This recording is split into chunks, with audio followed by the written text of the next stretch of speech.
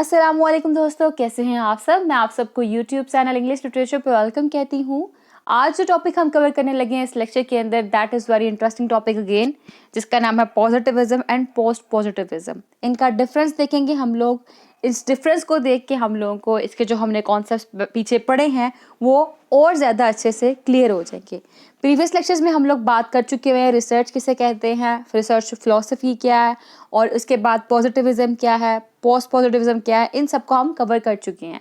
ये हमारा 5th lecture है रिसर्च मेथोडोलॉजी के ऊपर, in which we are going to discuss difference between positivism and post positivism, another important topic। इसको देख के आपको इस टॉपिक से रेलेवेंट जो भी कंफ्यूजन है वो दूर हो जाएगी। Any how, without wasting any single minute, एक भी वक्त, थोड़ा सा भी वक्त ज़ाया किए बगैर जो हमारा आज का लेक्चर है वो करते हैं शुरू। की पॉइंट्स, जो मैंने आपको पहले मेन की पॉइंट्स बताए थे किसी भी फिलोसफी को अंडरस्टैंड करने के लिए, या किसी भी फिलोसफी को जब हम पढ़ते हैं तो उनमें कौन कौन से पॉइंट्स आते हैं। दैट इज़ द वर्ल्ड क्या है, नेचर ऑफ रिसर्च क्या है, रिसर्चर कैसा होना चाहिए, मैथड्स कैसे होने चाहिए, और फाइंडिंग्स क्या होती हैं, ये थे। अब इन्हीं चीज़ों को माइंड में रखते हुए हम लोग इनका डिफरेंस देखने वाले हैं। जैसे कि स्क्रीन पे देखें, पॉजिटिविज्म क्या काम करती है, assumes that social phenomena can be approached with scientific method and makes number of assumptions about the world and the nature of research। आप इन स्लाइड्स के स्क्रीनशॉट्स भी ले लीजिएगा। यहाँ पे ये बताया गया हुआ है कि जो पॉजिटिविज्म है ये ऐसी अप्रोच है जो कि साइंटिफिक बेस्ड है। वो कहते हैं कोई भी सोशल फिनोमिना हो, कुछ भी हो, वो हम साइंटिफिक मेथड्स को यूज़ करते हुए अप्रोच कर सकते हैं। और इस अप्रोच को यूज़ करते हुए, इस फिलोसफी को यूज़ करते हुए हम लोग वर्ल्ड के अबाउट डिफरेंट अजम्पशंस बना सकते हैं, और नेचर ऑफ रिसर्च है उसके अबाउट भी डिफरेंट अजम्पशंस बना सकते हैं। On contrary, on the other hand, post positivism, जिसको एंटी पॉजिटिविज्म भी कहते हैं, बिल्कुल इससे ऑपोजिट व्यू रखती है।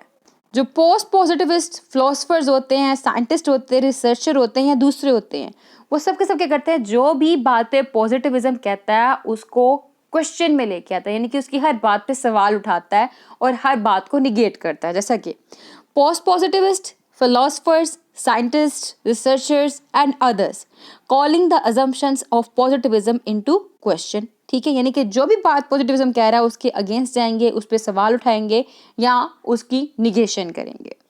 एंड देन वर्ल्ड, ठीक है, फर्स्ट पार्ट क्या है, मैंने 5 पॉइंट बताए थे ना, पहला पॉइंट है द वर्ल्ड कैसा होता है। कहते हैं जो पॉजिटिविज्म का वर्ल्ड है ना वो नोएबल है, प्रेडिक्टेबल है, सिंगल ट्रूथ है, रियलिटी इज फिक्स्ड। लेकिन ऑन द अदर हैंड जो पोस्ट पॉजिटिविज्म है वो कहते हैं उनका जो वर्ल्ड है दैट इज एम्बिग्यूअस, वेरिएबल और मल्टीपल रियलिटीज है, ट्रुथ फिक्स्ड नहीं है। ठीक है, means to say that positivist कहते हैं जो आज सच है वो कल भी सच है, वो परसों भी सच रहेगा, और सच हमेशा सच रहेगा, सच को कोई भी बदल नहीं सकता। और जो पोस्ट पॉजिटिविस्ट है वो कहते हैं जो आज सच है वो कल सच नहीं होगा, जो आज सच है कल झूठ हो सकता है। What is true today can be false tomorrow. तो क्योंकि यहाँ पे सच फिक्स नहीं है, इट मीन्स रियलिटी भी फिक्स नहीं है, मल्टीपल रियलिटीज है, हर बंदे का अपना सच है, जिस बेस पे ना तो वर्ल्ड को हम लोग जान सकते हैं ना प्रिडिक्ट कर सकते हैं। ऑन द अदर हैंड जब हमने पॉजिटिविज्म पढ़ा तो उन्होंने कहा सच फिक्स्ड है, ट्रुथ जब फिक्स्ड है तो फिक्स्ड होने की बेस पे हम लोग वर्ल्ड को भी जान सकते हैं, प्रिडिक्ट भी कर सकते हैं, क्योंकि ट्रुथ जो फिक्स्ड है, थेरी भी वही है, लॉज भी वही है, उनमें कोई चेंजेस नहीं आएंगी, जो चीज़ जैसे है वो वैसे ही होगी। अब टेक्नोलॉजी डेवलपमेंट करती है तो साइंस भी इवॉल्व करेगी, जब साइंस इवॉल्व करेगी तो ऑटोमेटिकली हम इजीली जो ट्रुथ है उसको और जो वर्ल्ड है उसको प्रिडिक्ट कर लेंगे। देन वर्ल्ड के बाद बात की जाती है नेचर ऑफ रिसर्च की। पॉजिटिविज्म कहते हैं जो नेचर ऑफ रिसर्च है वो एम्पिरिकल और रिडक्शनिस्ट है। On the other hand post positivism कहते हैं जो नेचर ऑफ रिसर्च है वो इंट्यूटिव और होलिस्टिक है। मतलब क्या है, पॉजिटिविज्म का बिलीव है कि जो रिसर्च है वो लॉजिकल बेस होती है, उसमें सेंसेस को यूज़ करते हैं, लेकिन जो सेंस है वो किस रेलेवेंट में यूज़ किए जाएंगे, वो साइंस से रिलेटेड यूज़ किए जाएंगे। मतलब साइंटिफिक ग्राउंड पे, साइंटिफिक फैक्ट को लेते हुए, लॉजिकल को, रीजनिंग को लेते हुए, उस लिहाज से सेंसेस को यूज़ किया जाएगा। मतलब आपके सेंसेस रिलेट हो लॉजिकल रीजनिंग के साथ, आपकी जो बात हो वो लॉजिकल बात हो, साइंस बेस्ड एक्चुअल बात हो। ठीक है, और रिडक्शनिस्ट मतलब यहाँ पे एक सिस्टम है उसका छोटा सा हिस्सा उठा लिया जाए, उसको साइंटिफिकली एग्जामिन किया जाए। ठीक है, इसको कहते हैं रिडक्शनिस्ट। तो यहाँ पे जो इनकी रिसर्च की नेचर है वो क्या है, एम्पेरिकल यानी कि फैक्चुअल बेस, लॉजिकल बेस और रीजनिंग बेस्ड। और रिडक्शनिस्ट मतलब एक सिस्टम को रिड्यूस क्या करना, उसका एक डिस्क्रीट पार्ट, एक छोटा सा हिस्सा बना लिया जाए और उस पार्ट की साइंटिफिकली स्टडी की जाए। That is nature of research of positivism. On the other hand post positivism क्या कहता है, इंट्यूटिव यानी कि इंस्टिंक्टिव बेस्ड रिसर्च होती है। यहाँ पे सेंसेस का यूज किया जाता है, 6 की 6 सेंसेस का। और होलिस्टिक रिसर्च होती है यानी कि पूरे सिस्टम की स्टडी की जाती है, पूरे सिस्टम को एग्जामिन किया जाता है अपने सेंसेस को, अपने इंस्टिंक्ट को यूज करते हुए। इसका मतलब ये हो कि ये जो रिसर्च है ये क्रिएटिविटी बेस्ड होती है, ये राइटर के पर्सपेक्टिव से रिसर्च की जाती है, यानी कि ये ऑथर पर्सपेक्टिव रिसर्च होती है, जिसको रिफ्लेक्सिव रिसर्च भी कहते हैं। अब नेचर ऑफ रिसर्च के बाद पॉइंट आता है हमारा द रिसर्चर का। पॉजिटिविस्ट कहते हैं जो रिसर्चर है वो ऑब्जेक्टिव होना चाहिए, रिमूव्ड एक्सपर्ट होना चाहिए, यानी कि सब्जेक्टिविटी का कोई भी एलिमेंट इंक्लूड ना हो, बायसनेस का कोई भी एलिमेंट इंक्लूड ना हो, और उसके अलावा जो रिसर्चर है वो रिसर्च करने चाह रहा है वो रिमूव्ड एक्सपर्ट हो, यानी कि काफ़ी ज़्यादा पढ़ा लिखा, काफ़ी ज़्यादा एक्सपर्ट आदमी हो जो कि रिसर्च के ऊपर एक्सपर्टी रखता हो। कोई भी कॉमन मैन, एक ले मैन, एक आम आदमी, आप जैसा आदमी, मेरे जैसा आदमी, कोई पब्लिक इस रिसर्च के अंदर इन्वॉल्व नहीं हो सकती। ये रिसर्च सिर्फ और सिर्फ वो लोग कर सकते हैं जो कि एक्सपर्ट है। On the other hand post positivism क्या कहता है, कहता है कि जो रिसर्चर है वो पार्टिसिपेटरी भी होना चाहिए और कोलैबोरेटिव भी होना चाहिए, सब्जेक्टिव भी होना चाहिए। मीन्स टू से दैट सारा ऑपोजिट है पॉजिटिविज्म के से।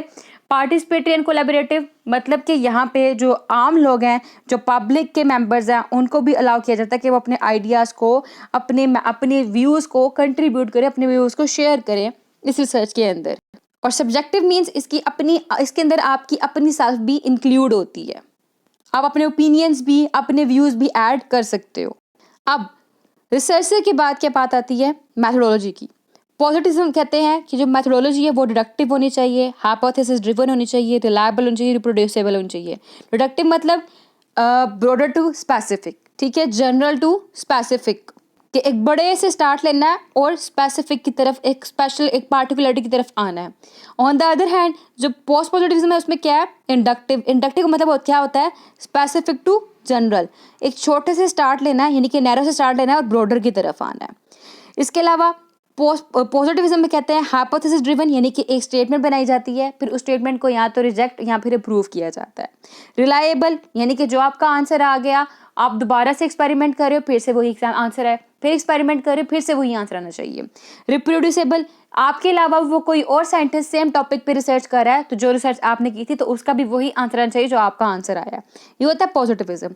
ऑन द अदर हैंड जो पोस्ट पॉजिटिविज्म है उसमें क्या होता है, उसमें ये होता है कि रिसर्च जो है वो इंडक्टिव होने के साथ साथ एक्सप्लोरेटरी होनी चाहिए। एक्सप्लोरेटरी किस तरह से, इंडक्टिव है, नैरो से कहाँ जा रही है, जनरल की तरफ जा रही है, स्पेसिफिक टू जनरल हो रही है, ब्रॉडर हो रही है।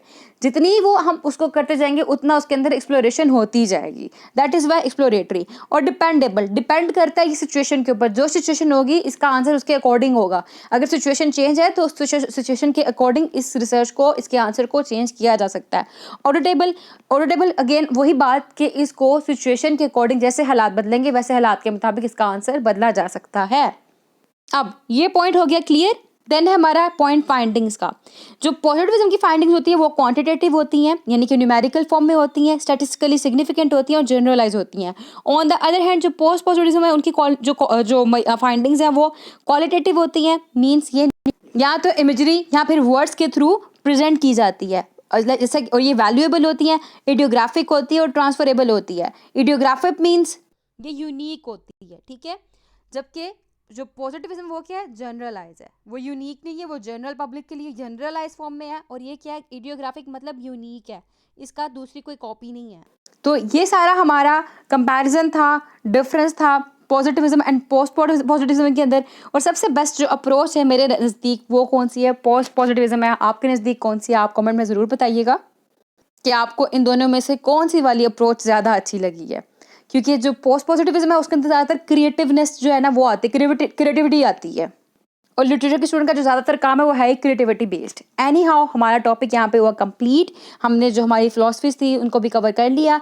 नेक्स्ट लेक्चर में हम बात करेंगे टाइप्स ऑफ रिसर्च की। दुआओं में खास याद रखिएगा। Thank you so much for watching this video. Allah हाफिज़।